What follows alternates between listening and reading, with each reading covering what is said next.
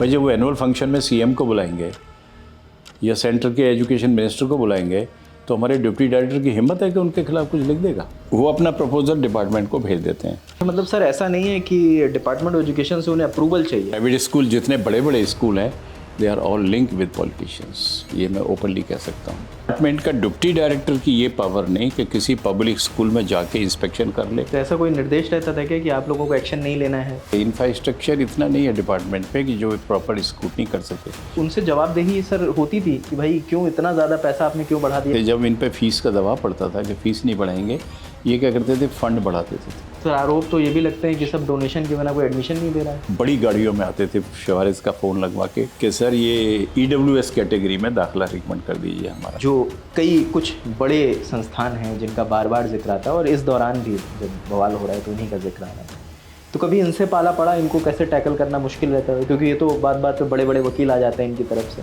पढ़ा है, खूब पढ़ा है। डिपार्टमेंट ऑफ एजुकेशन की तरफ से कुछ लोगों को नियुक्त किया जाता है, वो उनके प्राइवेट मैनेजमेंट। हाँ जी, हाँ जी। तो ये कौन लोग होते हैं? जब मैं जाता था मैं उनके कागज़ पकड़ता था तो वो मुझे हटवा देते थे। सबसे ज़्यादा शैतानी कौन करता है इन सब बड़ी मछलियों में? दिल्ली का ये स्कूल था, प्रणब मुखर्जी जी उनके चेयरमैन होते थे। तो एक बार हमने छापा डाला, इंक्वायरी करी, कुछ नहीं हुआ। अच्छा, आप लोगों में बैठ के अधिकारियों के बीच ये डिस्कस होता था कि यार ये परेशानियां तो समझ में आ रही हैं, इसका सॉल्यूशन क्या किया जाए? ये जितने भी केस आ रहे हैं इसी फ़ी कमेटी को रेफ़र कर दें तो हम तो इनकी हालत ख़राब कर देंगे। प्राइवेट स्कूलों ने जो फीस बढ़ाई है उस पर लगातार हम कवरेज कर रहे हैं, लोगों से मिल रहे हैं और इसी बीच कुछ सवाल हमारे सामने आए हैं जिनके जवाब हम तलाश रहे थे।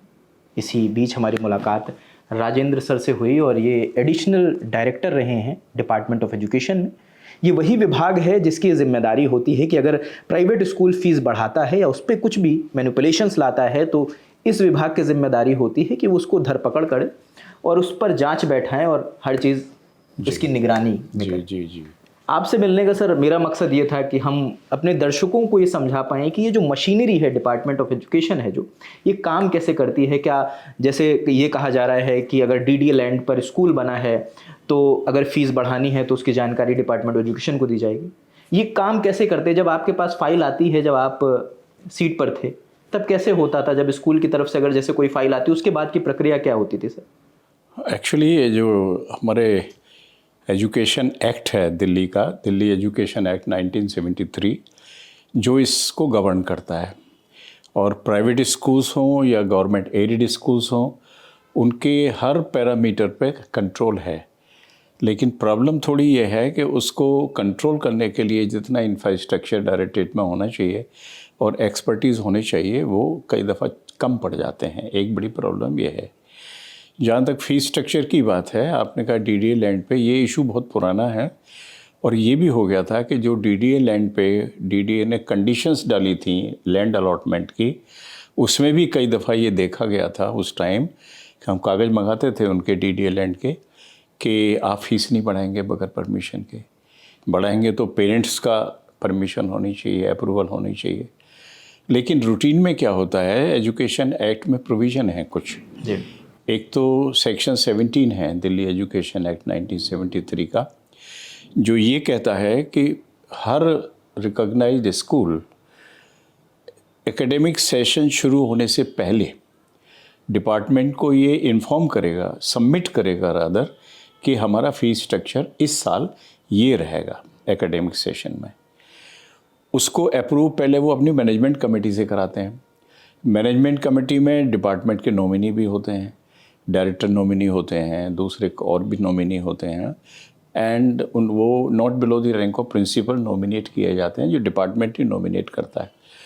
वो लोग भी इसमें अप्रूवल देते हैं। मतलब डिपार्टमेंट के वो लोग जो प्राइवेट स्कूल की मैनेजमेंट कमेटी में रहते हैं? हाँ जी, उसमें डायरेक्टर नॉमिनी होते हैं 2, not below the rank of principal. वो डिपार्टमेंट के हेडक्वार्टर से ही उनको नॉमिनेट किया जाता है। उनकी उपस्थिति कंपलसरी मानते थे हम उस टाइम कि यदि फ़ीस बढ़ाने का कोई प्रपोजल है तो उनका अप्रूवल भी होना चाहिए। उसके बाद वो डिपार्टमेंट को इंटीमेट कर देते हैं कि हमारी मैनेजिंग कमेटी हुई और उसमें हमने बजट रखा, पिछला बजट ये था, उसमें खर्चा ये था, नेक्स्ट प्रपोज बजट हमारा ये है, उसमें इतना खर्चा हमारा बढ़ेगा, तो इसलिए हम इतने % फ़ीस बढ़ाएंगे। पीछे हमारे टाइम में एक इशू और चला था कि जब ये बहुत ज़्यादा फ़ीस बढ़ा देते थे तो एक फ़ैसला किया था हम लोगों ने डिपार्टमेंट में, डायरेक्टर साहब के कमरे में बैठ के मीटिंग थी कि भाई 10% से ज़्यादा कोई स्कूल फ़िलहाल फ़ीस नहीं बढ़ाएगा, जब बहुत शोर शराबा हुआ था जैसा अब हो रहा है। तो वो भी एक प्रोविज़न दे दिया था कि आप 10% तक बढ़ा सकते हो, उसके ज़्यादा नहीं बढ़ाओगे। रीज़न ये था कि इंक्रीमेंट भी लगता है टीचर्स का, और भी खर्चे बढ़ जाते हैं स्कूल के। इस तरह से वो 10% का अलाउ करके और शुरू हो गया था, काम ठीक ठाक शुरू हो गया था, कोई दिक्कत नहीं। अच्छा, वो अपना प्रपोज़ल डिपार्टमेंट को भेज देते हैं। जनरली वो जो उनके एजुकेशन अफसर होते हैं ज़ोन के, अब तो वो ज़ोन के भी डिप्टी डायरेक्टर कहलाने लगे हैं, उनके पास भेजते हैं, या हेडक्वार्टर सीधे एक्ट ब्रांच को भेज देते हैं। वहाँ प्रॉब्लम क्या आती है कि उसको स्क्रूटनी नहीं हो पाती हमसे, क्योंकि हमारे पास ना तो जोन ऑफिस में, हेडक्वार्टर में भी अकाउंट्स ब्रांच अलग है, पर वो स्कूल फीस को चेक नहीं करती है। वो जो गवर्नमेंट के अकाउंट्स हैं उन्हीं को चेक करती है, प्लान नॉन प्लान स्कीम में जो पैसा होता है। वहाँ फिर हम कागज़ों को रख लेते हैं उनके को, कि बाद में कि यदि बीच में यदि कि फ़ीस बढ़ाने की नौबत आती है तो वो चेक हो जाते हैं। मतलब उस टाइम नहीं चेक होते शुरू में? उस टाइम नहीं होते। एक्ट में भी प्रोविज़न खाली ये है कि they will submit the fees structure for ensuring session. Act इसके बारे में आगे नहीं बोल रहा है कि भाई उनकी इंस्पेक्शन होगी, चेकिंग होगी, जस्टिफिकेशन होगा। Act is silent. अच्छा, मतलब सर ऐसा नहीं है कि डिपार्टमेंट ऑफ एजुकेशन से उन्हें अप्रूवल चाहिए, बस उन्हें बता देना है कि हम फीस बढ़ा रहे हैं। एग्जैक्टली, रूल 17 में। और इन बिटवीन सेशन में वो नहीं बढ़ा पाएंगे, ये राइडर है थोड़ा सा, कि यदि बढ़ाना चाहते हैं तो डायरेक्टर की परमिशन चाहिए। ये तो है 17 में, जो फीस को खाली इन्फॉर्म करना है उनको। अब रही बात इंस्पेक्शन की, तो वो रूल 18 है एजुकेशन एक्ट का, ये रूल 180 में ये प्रोविज़न है कि डायरेक्टर एजुकेशन चाहे तो अकाउंट्स को भी और भी तरह के जितने इंस्पेक्शन है वो किसी भी स्कूल का इंस्पेक्शन ऑर्डर कर सकता है, by an officer, by a team. और वो यदि ऑडिट कराना है तो CAG भी ऑडिट कर सकती है उन स्कूल के अकाउंट्स का। वहाँ वो कैश है थोड़ा सा कि उस इंस्पेक्शन में वो पकड़े जाते हैं। और अब जैसे शोर शराबा हो रहा है, बहुत से स्कूलों के नाम आ रहे हैं, तो इसी रूल के अंडर ही डायरेक्टर ऑर्डर करेगा कि अंडर रूल 80 मैं कमेटी बना रहा हूँ या मैं एक्स आदमी को भेज रहा हूँ, ये आपके अकाउंट्स का ऑडिट करेगा। वो फिर सारी कमी निकाल के देगा कि इन्होंने ज़्यादा फीस बढ़ाई है। वो फिर डायरेक्टर उनको रोल बैक करने को कह सकता है, और रोल बैक नहीं करते तो फिर उनको जो भी प्रोसीजर है आगे, डी रिकग्निशन की बात चल रही है, वो थोड़ा कॉम्प्लिकेटेड प्रोसेस है। उसमें डी रिकग्निशन यदि कर भी दिया तो LG के पास अपील में चले जाते हैं स्कूल वाले। LG कई दफ़ा उनको सुनवाई भी करते हैं और डिपार्टमेंट को दोबारा कह देते हैं भाई रिकन्सीडर करो, इनको इतना बड़ा एक्शन क्यों ले रहे हो। क्योंकि डी रिकग्निशन का मतलब जो 2,500-3,000 बच्चा पढ़ रहा है वो सड़क पे आ जाएगा। नहीं, जैसे टीचर सड़क पे आ जाएंगे। आपने भी वो वीडियो देखी होगी जो जीसस मैरी का एक पेरेंट्स जाते हैं मुख्यमंत्री से मिलने, और वो वहाँ से फ़ोन लगाती हैं सेक्रेटरीट को, कहती हैं कि इनको सेक्रेटरीट बुलाइए और इनके जो रजिस्ट्रेशन है इसे कैंसिल करें तत्काल तौर पे। हाँ। तो मतलब वो एक फ़ोन भर की बात नहीं है, उसके पीछे बहुत बड़ी प्रक्रिया है। वो पॉलिटिकल एंगल पे मेरे से मत पूछिए। नहीं बिल्कुल, वो नहीं पूछूंगा मैं कम से कम 15 साल हेडक्वार्टर में रहा हूँ, अलग अलग पोस्ट पर जी। और जब से दिल्ली गवर्नमेंट आई हैं, पहली गवर्नमेंट भी बीजेपी की आई थी, तब से लेके और लास्ट तक मैंने सब चीफ मिनिस्टर को देखा है, एजुकेशन मिनिस्टर को देखा है, डील किया है, उनके साथ मीटिंग की है, एक्शन लिए हैं जैसे भी ले सकते थे। तो वो तो एक ऐसा इशू है कि हाउ पॉलिटिशियंस आर, और ये प्राइवेट स्कूल जितने बड़े बड़े स्कूल हैं they are all link with politicians, ये मैं ओपनली कह सकता हूँ। डिपार्टमेंट का डिप्टी डायरेक्टर की ये पावर नहीं कि किसी पब्लिक स्कूल में जाके इंस्पेक्शन कर ले, और चला भी गया और उसने एडवर्स भी रिपोर्ट दे दी तो हमारी प्रॉब्लम क्या होती थी कि ये पब्लिक स्कूल वाले उल्टी शिकायत करते थे हमारी, कि साहब आपका एक इंस्पेक्टर आया था, एजुकेशन अफसर आया था और डिप्टी डायरेक्टर आया था और वो ऐसा गलत आदमी है, ये है। I mean they have a good link with the politicians, इसलिए जो जूनियर ऑफिसर्स हैं वो कोई एक्शन नहीं कर पाते हैं। ये प्रॉब्लम होती है। रिपोर्ट भी देंगे तो हायर ऑफिसर को देंगे। तो ऐसा कोई निर्देश रहता था क्या कि आप लोगों को एक्शन नहीं लेना है ऊपर से हायर ऑफिशियल्स की तरफ से, कि इन स्कूलों फला स्कूलों के खिलाफ कोई एक्शन नहीं लेना है, कोई वहाँ पे जांच करने नहीं जाएगा, ऐसा भी कुछ रहता था? नहीं, ऐसा तो डायरेक्ट कोई नहीं होता था, पर ये होता था मान लो चला गया कोई आदमी और उसने वहाँ देखा तो ये हो जाता, अरे इसको आराम से रख लो, कोई ऐसी बात नहीं है, कीप इट साइलेंट। तो ये थोड़ी सी दिक्कत है कि इंफ्रास्ट्रक्चर इतना नहीं है डिपार्टमेंट पे कि जो प्रॉपर स्क्रूटनी कर सके। हाँ, जब इनकी इंस्पेक्शन होती है, स्पेशल इंस्पेक्शन का प्रोविज़न भी है, टीम बना के ऑडिट ऑफिसर भी जाते हैं। मैंने किए हैं, मैंने कई टीम में काम किया है। अच्छा, ऐसा कोई किस्सा याद है कि आप किसी बड़े संस्थान में गए हों और जब आप इंस्पेक्शन टीम में शामिल हों, किन किन पैमानों पे चेक करते थे आप? कई किस्से हैं, क्योंकि चांस की बात है कि डायरेक्टर जो भी आते थे या मिनिस्टर जो भी होते थे, वो गॉड ग्रेस बिलीव कर लेते थे मेरी रिपोर्ट को। तो उन्हें पता था ये गलत रिपोर्ट नहीं आएगी। तो एक बार तो डीएवी स्कूल जितने भी हैं हमारे दिल्ली में, उनका इंस्पेक्शन प्रपोज़ किया था जब लवली साहब मिनिस्टर थे, एजुकेशन मिनिस्टर अरविंदर सिंह लवली। तो टीम बनाई थी, मुझे उसका चेयरपर्सन बनाया था।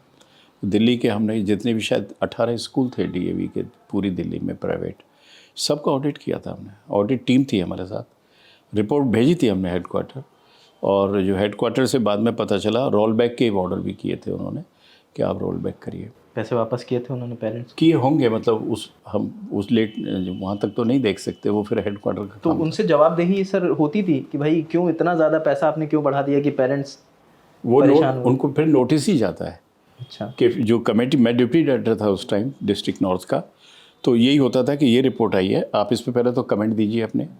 उनके कमेंट हेडक्वार्टर में टीम चेक करती थी, फिर कहती no we are not satisfied with your comments and you have to roll back your fees at that level. अच्छा, किन किन पैमानों पे चेकिंग होती थी सर जब आप जाते थे? जैसे एक्चुअली क्या है, फीस स्ट्रक्चर जो एक्ट में भी दे रखा है, बहुत सारे पैरामीटर दे रखे हैं।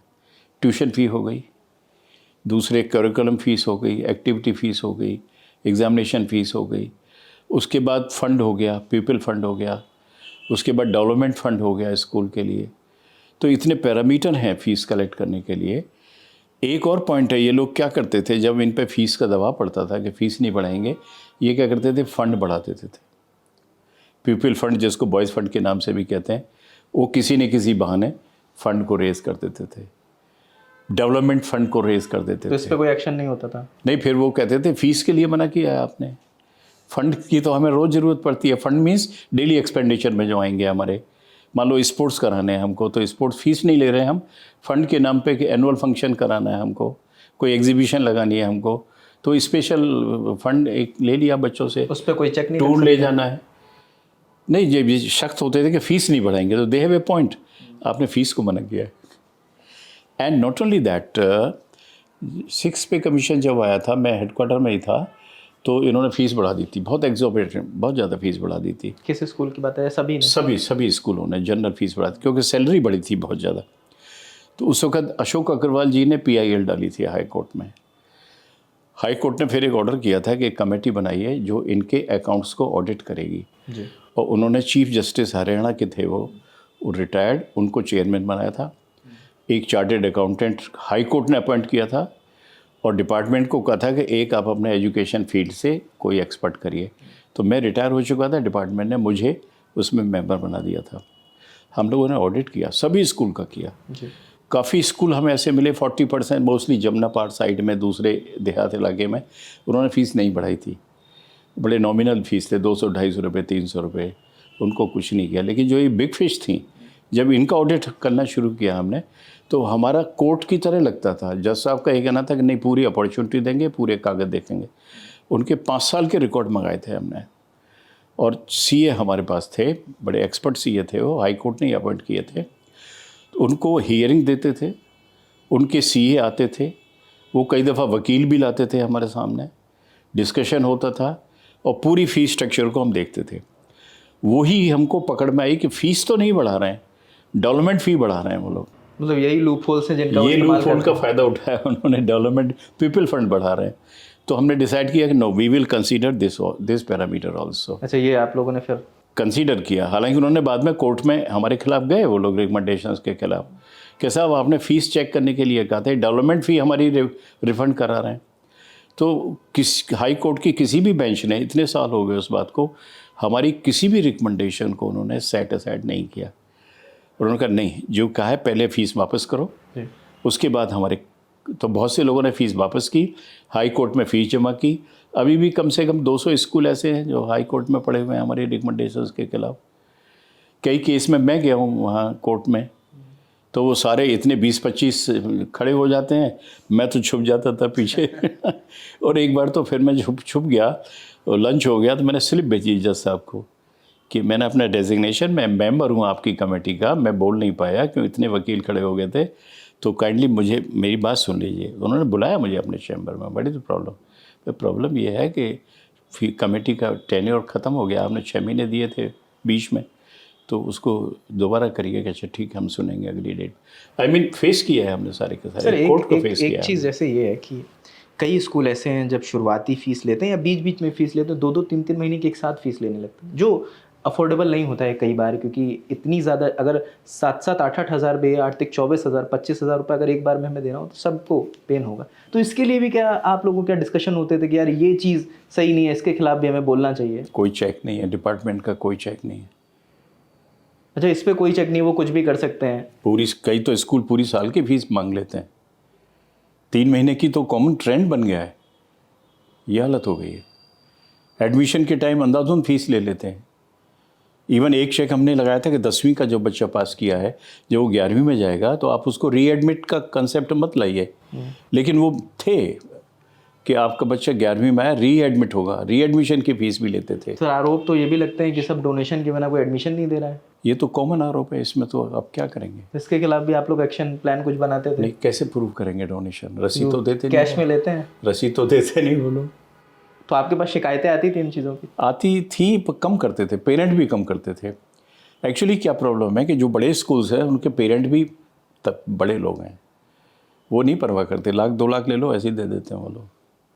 दिक्कत वो है जो नीचे तबके से ऊपर आ रहा है और वो भी चाहता है कि यार हम भी अपने बच्चे को भेजें अच्छी जगह। इवन एक और कहानी शुरू हो गई थी जब ये एडमिशन की बात हो गई थी, हम लोग स्ट्रिक्ट हो गए थे प्राइवेट स्कूल्स में कि भाई नर्सरी में, केजी में जो स्टार्टिंग है वहाँ पे ड्रॉ निकालेंगे, या कोटा रख दिया था हमने, मैनेजमेंट कोटा इतना होगा और दूसरे पैरामीटर होंगे। तो जिनके बच्चे नहीं आते थे कोटे में, अब वो कोशिश ये करते थे मैनेजमेंट कोटे में हमारा दाखिला करा दो, तो मैनेजमेंट तो अपने कोटे में डोनेशन मांगता था, ये ट्रेंड था। तो कई दफ़ा ऐसे पेरेंट्स भी आते थे कि गाड़ी बढ़िया है, लंबी गाड़ी में हेडक्वार्टर में बैठता था, सिफारिश भी लेके आते थे ऊपर से, कैसा अब इनको सुन लेना। या डिस्ट्रिक्ट में भी मैं था डिप्टी डायरेक्टर, रीजनल डायरेक्टर भी था, इसी डिस्ट्रिक्ट में था जहाँ हम बैठे हुए, बड़ी गाड़ियों में आते थे सिफारिश का फ़ोन लगवा के, उनकी 10 उंगलियों में डायमंड की अंगूठियाँ होती थी और कि सर ये EWS कैटेगरी में दाखिला रिकमेंड कर दीजिए हमारा। अच्छा, हाँ, हम कहते थे आप EWS में कहाँ, कि नहीं एड्रेस हम जहांगीरपुरी का या किसी जुगवी का दिखा देंगे आपको। ये मतलब लिटरली होता था? लिटरली मैंने फेस किया है। और एक सिफारिश तो बहुत तगड़ी आई थी, मैंने फिर उनको रिपोर्ट किया, मैं दिस इज़ द स्टोरी, उनका आप अपने हिसाब से करिए, आप बीच में मत पड़िए, कि हम एड्रेस वहाँ से दे देंगे। मैं फिर क्या करोगे कि थोड़े दिन बाद एड्रेस चेंज करा देंगे। स्कूल को क्या मतलब, स्कूल कहते थे स्कूल से हमारी बात हो चुकी है। अच्छा। कैसे डिप्टी डायरेक्टर से या एडिशनल डायरेक्टर से एक लेटर ले आइए हमको, तो हम उसी को लगा के फाइल में काम करा देंगे, बेस बना लेंगे उसको। हमने कहा आप EWS का सर्टिफिकेट कहाँ से बनवाओगे? कहीं वो भी बना हुआ है। वो नहीं, हमने ये फैसला ये कर दिया था जब एडमिशन क्राइटेरियन को डिक्लेयर करते थे, EWS certificate should be not below the officer of SDM of the area. बोले वो SDM से बनवा लेंगे, वो तो कोई दिक्कत नहीं है, DC ऑफिस में कोई दिक्कत नहीं है, SDM से बनवा लेंगे। तो इतना गड़बड़ है, कैसे करेंगे आप सोसाइटी में? एक चीज़ सर ये बताइए कि आप इतने सालों का कार्यकाल रहा है, जो कई कुछ बड़े संस्थान हैं जिनका बार बार जिक्र आता है और इस दौरान भी जब बवाल हो रहा है तो उन्हीं का जिक्र आ रहा है, तो कभी इनसे पाला पड़ा, इनको कैसे टैकल करना मुश्किल रहता है? क्योंकि ये तो बात बात पे बड़े बड़े वकील आ जाते हैं इनकी तरफ से, दबने को भी तैयार नहीं होते, अगर कोई इंस्पेक्शन कमेटी जाती है उसी पे क्लेम कर देते हैं। एग्जैक्टली, पढ़ा है, खूब पढ़ा है, लेकिन बाई गॉड मेरा तरीका पर्सनली होता था, पहुंच गई कमेटी हमारी, बातचीत हो गई, तो हम क्या करते थे कि ठीक है कोई बात नहीं, आराम से बैठो, हम कोई आपको नुकसान पहुंचाने नहीं आए, एक कमरा दे दो और हमें एक आदमी अपना दे दो जो कागज़ दे दे। तो हमारे अकाउंट अफसर को हम पहले ही ब्रीफ करके ले जाते थे कि अभी कहाँ पकड़ना है, क्या सर ये 3-4 कागज़ मांगूंगा मैं इनसे बस प्यार से, कि भाई ये दे दो, ये दे दो, ये दे दो, दे दिए, फ़ोटोकॉपी करा दो, साइन कर दो, बस हमारा काम हो गया, हम जा रहे हैं। उनसे कुछ नहीं कहते थे, हम आके अपनी रिपोर्ट बना देते थे, बात ख़त्म हो गई, फिर चाहे वो कुछ भी करते रहो, हमने क्या करना है। अच्छा, जैसे सर शुरुआत में आपने ज़िक्र किया था कि डिपार्टमेंट ऑफ एजुकेशन की तरफ से कुछ लोगों को नियुक्त किया जाता है, वो उनके प्राइवेट मैनेजमेंट में। तो ये कौन लोग होते हैं कि इनकी प्रॉपर ट्रेनिंग होती है? क्योंकि जिस कमिटी में ये लोग जा रहे हैं, वहाँ तो सब एक से बढ़कर एक दिग्गज हैं। हाँ, पैसे वाले लोग हैं, पावर वाले लोग हैं, और 2 सरकार के नुमाइंदे जा रहे हैं जिन्हें सरकार का पक्ष रखना है या आम पब्लिक का पक्ष रखना है। क्या उन्हें उतना कैपेबल बनाया जाता है कि वो उतनी मजबूती से अपनी बात रख सके वहाँ पर? नहीं है, ट्रेनिंग एस्पेक्ट नहीं है। फैक्ट आपने अच्छा पॉइंट पकड़ा है कि not below the rank of principal तो हमारे एक्ट में है। उसमें असिस्टेंट डायरेक्टर हो सकते हैं, डिप्टी डायरेक्टर हो सकते हैं, एडिशनल भी हो सकते हैं। मुझे एक आध बहुत बड़े स्कूल का एडिशनल डायरेक्टर होते हुए डी नॉमिनी बनाया था। तो जब मैं जाता था, मैं उनके कागज़ पकड़ता था, तो वो मुझे हटवा देते थे। अच्छा। हाँ जी, कि अच्छा इस मीटिंग में कोई फैसला नहीं करते, we will call next time. Next time कब होगी मीटिंग मुझे पता नहीं। मैं क्वेरी भी करता था, नहीं now you are not member of our school managing committee. ऐसा भी हुआ है। सबसे ज़्यादा शैतानी कौन करता है इन सब बड़ी मछलियों में? बहुत बड़े हैं, थोड़े से से ज़्यादा नहीं है। जो बड़े ग्रुप्स हैं ना हमारे, नाम तो मैं क्या लूँ उनका, जिनकी बड़ी चेन लेना है। भी नहीं चाहिए। चेन है जिनकी बड़ी बड़ी, दे आर बिग फिश। कोई कार्रवाई नहीं होती? नहीं, they are big fish. Even अब नई दिल्ली का ये स्कूल था, तो कहना नहीं चाहिए उस वक़्त के हमारे जो अब तो खैर वो नहीं रहे, ईश्वर के पास चले गए, प्रणब मुखर्जी जी उनके चेयरमैन होते थे। तो एक बार हमने छापा डाला, इंक्वायरी करी, कुछ नहीं हुआ। They are so link people. अच्छा सर, एक चीज़ जैसे अभी जो एक सबसे बड़ा स्ट्राइकिंग पॉइंट है जो बहुत पेन भी दे रहा है कि जो पेरेंट्स बच्चों की वो फीस नहीं देने को मान रहे हैं कि जो उन्होंने एक्स्ट्रा बढ़ाई है। एग्जैक्टली, एक जो तय पैमाना है उससे ज़्यादा जो पैसा मांग रहे हैं, तो कुछ लोग इसका विरोध कर रहे हैं। एग्जैक्टली। तो जो पेरेंट्स वो पैसा देने को नहीं तैयार हैं, उनके बच्चों को हैरेस किया जा रहा है। खबरें ये आ रही हैं कि उन्हें पहले लाइब्रेरी में बैठाया जाता है, किसी को ऑडिटोरियम में बैठाया जाता है, किसी को 8-8 घंटे रिसेप्शन पे। जो 8-10 साल का बच्चा है जो पहली बार स्कूल आ रहा है या अभी सेशन नए क्लास में उसे जाना है, उसे बच्चों के सामने ह्यूमिलेट करा जाता है, क्लास से बाहर बुलाया जाता है, उसे अलग थलग कर दिया जाता है। तो ये क्या उस दौरान होता था जब आप लोग सीट पर? मैं शेयर करता हूँ, अपना एक्सपीरियंस शेयर करता हूँ। जब एडिशन था, मैं एक्ट ब्रांच भी मेरे पास होती थी। सेम केस, हाई कोर्ट से केस आया कि बोर्ड के एग्ज़ाम आने वाले हैं और ये बच्चों को रोल नंबर इशू नहीं कर रहे हैं 12वीं 10वीं के बच्चों के लिए। क्यों? कि वो पे कमीशन आ गया था, फ़ीस बढ़ा दी थी इन्होंने कि बढ़ी हुई फ़ीस दीजिए तो हम आपका रोल नंबर इशू करेंगे। हाई कोर्ट में केस आ गया जी, डिपार्टमेंट पार्टी हो गया उसके लिए। तो सेक्रेटरी एजुकेशन ने मुझे बुलाया कि भाई ये मामला सीरियस है, क्योंकि प्राइवेट स्कूल के जो वकील थे, जो हमें पता चला बहुत हाई फाई वकील थे, जो आजकल सुप्रीम कोर्ट में पार्टियों का केस लड़ रहे हैं। कोई बात नहीं, उन्होंने कहा ऐसा करिए, आप एडिशनल सॉलिसिटर जनरल को बुक करेंगे हम। तो मैं फाइल, एडिशनल सॉलिसिटर हमें गवर्नमेंट को करना होता है तो कम से कम चीफ सेक्रेटरी की अप्रूवल चाहिए। हम फाइल लेके गए, चीफ सेक्रेटरी से अप्रूवल लिया, एडिशनल साहब को हमने फ़ोन किया कि हम मिलने आ रहे हैं आपसे, कल केस है। बोले आ जाइए, ब्रीफ करिए हमको। मैं गया, मेरी एक असिस्टेंट डायरेक्टर थी एक्ट ब्रांच में, हम दोनों गए, हमने उनको ब्रीफ किया सारा का सारा कि साहब कहानी ये है और ये प्रॉब्लम वो कर रहे हैं और कमेटी बैठी हुई है कि फ़ीस कितनी बढ़ानी है, लेकिन उसके बावजूद ये परेशान कर रहे हैं बच्चों को। नेक्स्ट डे कोर्ट में हम लोग भी थे, बहुत डिस्कशन हुआ। वकील साहब तो धुआंधार वकील, वो सुप्रीम कोर्ट के वकील थे जो हाई कोर्ट में थे। एक पॉइंट उन्होंने बड़ा मज़ेदार रखा, जो प्राइवेट स्कूल्स के वकील थे, कि सर एक्ट में ये दे रखा है कि यदि कोई बच्चा 10 दिन फीस नहीं देगा तो उसका नाम काट दिया जाएगा। ये है एक्ट में? हाँ, ये है कि 10 दिन तक यदि फीस नहीं आएगी तो उसके बच्चे का नेम स्ट्रक हो जाएगा। अब हम तो नेम स्ट्रक करेंगे, बच्चे फीस नहीं दे रहे तो नेम स्ट्रक हो गया तो रोल नंबर भी नहीं देंगे उनको। सॉलिसिटर जनरल साहब हमारी तरफ देखने लगे, यार एक्ट की बात कर रहे हैं। तो वो दिमाग में पॉइंट आया जो आपने रेज़ किया। मैंने उनको कहा देखिए, हम उस पर रोक लगा रहे हैं कि जो बढ़ी हुई फीस है, यदि वो पेरेंट नहीं दे रहा है उसको नहीं रोकेंगे रोल नंबर। आप जो रूटीन में आपका पहला फीस स्ट्रक्चर चल रहा था वो बच्चे ने दे दिया है, उसको रोल नंबर दीजिए, एग्ज़ाम देने दीजिए। डिस्प्यूट तो बढ़ी हुई फीस का है ना, that is under dispute still. Solicitor साहब ने कहा प्रॉब्लम ये नहीं है, प्रॉब्लम ये है। जज कन्विंस हो गए बाय द वे कि yes you are right, increase fees का इशू चला है। तो उन्होंने जज ने खैर या तो सॉलिसिटर को देखते हुए हमारे फेवर में जजमेंट दिया था और यही दिया था कि आप रोकेंगे नहीं किसी बच्चे को, एग्ज़ाम देने देंगे। ये मसला अभी अंडर सेटेड वो है, ये डिस्प्यूट है, तो डिपार्टमेंट कोई ऑर्डर पास कर देगा तो आप उसको लागू कर दीजिए, पर एग्ज़ाम से नहीं रोकेंगे। वहाँ हम बच्चों को बचा के लाए थे स्कूलों को। अच्छा, मतलब ये कहा जा सकता है कि जो अभी हैरेसमेंट के मुद्दे सामने आ रहे हैं, तो ये मतलब शुरू से हो रहे हैं, बस सामने नहीं आते हैं ये। हाँ, डिफरेंट तरीके से हो रहा है। कुछ लोग चुपचाप दे भी देते हैं। ऐसे पेरेंट बहुत कम है, मैं बताऊँ आपको, जो इन बड़े स्कूल में हैं और जिनको वाकई फाइनेंशियल प्रॉब्लम होती है। ऐसे पेरेंट कम है और स्कूल से वो लड़ना नहीं चाहते।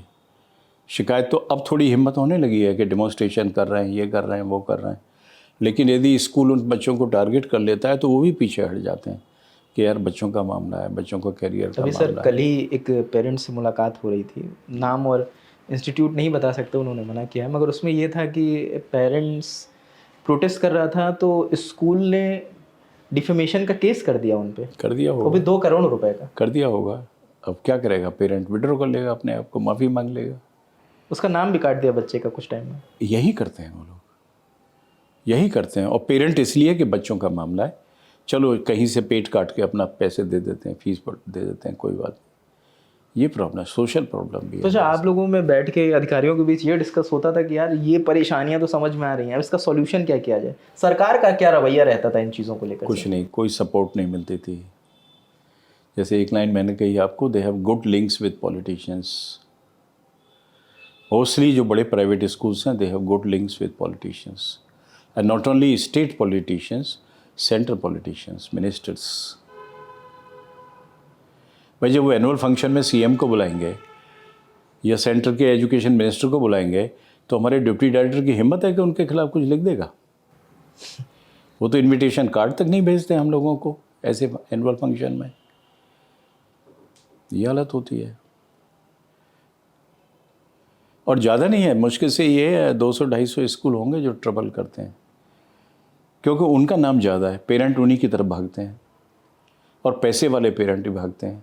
उस चक्कर में जो बेचारा मिडिल क्लास कैसे ही चला जाता है, जो कोशिश कर रहा वो है, परेशान हो जाता है, वो फाइनेंशियली परेशान हो जाता है। मतलब आपको क्या लगता है कि सर उस दौरान से इस दौरान कुछ बदला है, वो दौर कुछ बदला है, चीज़ें कुछ बदली हैं, या जैसे तब चल रहा था? नहीं, कंट्रोल बीच में आया था जब हमारी हाई कोर्ट की कमेटी आई थी और हम लोग इनको ऑडिट कर रहे थे। वो कमेटी लंबी चली, मेरे ख्याल लंबी क्या, वो टेन्योर 6 महीने का कोर्ट देता था, फिर हियरिंग 6-6 महीने तक नहीं होती थी, फिर टेन्योर बढ़ाया जाता था। तो इस चक्कर में लंबी चली है, हम लोग पूरा टाइम देते थे। उस टाइम कंट्रोल ये हुआ कि हमने रिकमेंडेशन बिग फिश की कि इनको रोल बैक करना है। कोर्ट हमारी रिकमेंडेशन को कॉपी डायरेक्टरेट को देता था, डायरेक्टरेट उनको नोटिस देती थी, और फिर बीच में कई दफ़ा कोर्ट में अशोक अग्रवाल जी ही लगाते थे, सब एक्शन कितनों पे हुआ है, तो डिपार्टमेंट को वो सारा देना पड़ता था कि इतने स्कूलों को नोटिस गया, इतनों ने रोल बैक किया, इतनों ने ये किया। तो उस वक्त थोड़ा प्रेशर आया था और फीस नहीं बढ़ी थी कई साल तक। अच्छा, ऑडिट को भी लेकर मुद्दा सर बना हुआ है इस समय, क्या ये भी कोई है नियम कायदा आप लोगों की तरफ से या डायरेक्टरेट ऑफ एजुकेशन की तरफ से कि हर साल ऑडिट होना है, टीम जाएगी ऑडिट करेगी, उसकी रिपोर्ट पर भी एक्शन होगा? हर साल की नहीं है, पर जैसे बताया मैंने, रूल 180 में director can order audit, inspection of accounts, everything by an officer और by a team of officers, वो कर सकता है और उस पर फिर एक्शन ले सकता है। एक्शन का भी प्रोविज़न है उसमें। इस बातचीत को हम यहीं पर रोकते हैं और बहुत शुक्रिया सर, इतना समय दिया आपने। और क्योंकि रिटायरमेंट के दौर में सबकी अपनी अपनी व्यस्तता होती है, उस दौर भी आपने इतना वक्त दिया, उसके लिए बहुत शुक्रिया आपको। Thank you. हमारी कमेटी अभी लाइव है और अभी 24 तारीख को उसकी हियरिंग भी है, पर यही बात हो रही है, चेयरमैन कोई है नहीं फ़ी कमेटी का, वरना तो ये भी था कि यदि ये जितने भी केस आ रहे हैं इसी फ़ी कमेटी को रेफ़र कर दें तो हम तो इनकी हालत ख़राब कर देंगे। एक एक स्कूल को बुलाते थे हम लोग, 5 साल के रिकॉर्ड लेके आए। इसीलिए चेयरमैन नहीं आ रहा है। नहीं, चेयरमैन की डेथ हो गई है, अनिल कुमार थे हमारे जस्टिस, कोविड में डेथ हो गई। नए चेयरमैन आएंगे, नए चेयरमैन आ जाए तो काफ़ी सॉल्व हो सकते हैं यदि डिपार्टमेंट हमें दे दे केस, क्योंकि कमेटी अभी लाइव है, हाई कोर्ट की कमेटी है, चीफ जस्टिस ने अपॉइंट की थी, तो अब पता नहीं चेयरमैन अपॉइंट नहीं हो रहे, चेयरमैन अपॉइंट नहीं हो रहे, हम लोग भी खाली बैठे हैं। तो इसी नोट पर हम बातचीत ख़त्म करते हैं और सवालों का सिलसिला जारी रहेगा, क्योंकि हम अलग अलग लोगों से बात करें, पेरेंट्स से बात करें, लीगल एक्सपर्ट से बात करें, एडमिनिस्ट्रेटिव एक्सपर्ट से भी बात करें और सभी चीज़ों को समेट के हम अपनी एक फाइनल रिपोर्ट भी आप तक लेकर आएंगे। और अगर आपके पास कुछ सवाल हैं या प्राइवेट स्कूल से जुड़ी कुछ समस्याएं हैं तो कमेंट सेक्शन खुला है, उसमें ज़रूर बताएं। अपना और अपनों का ध्यान रखिए। कैमरे के पीछे हनी है, मेरा नाम रजत है। देखते दिल टॉप। शुक्रिया।